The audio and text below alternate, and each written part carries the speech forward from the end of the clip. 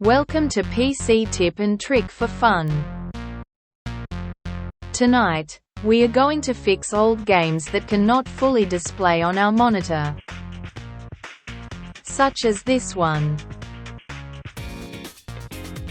Now let's move to our graphic card menu. In this case we are using Radeon. Make sure we click the Display tab, and then find the GPU Scaling tab. There you go. Select it and activate it. Now let's check the result. Now it's working properly. Alright, see you guys on the next tutorial. Bye bye.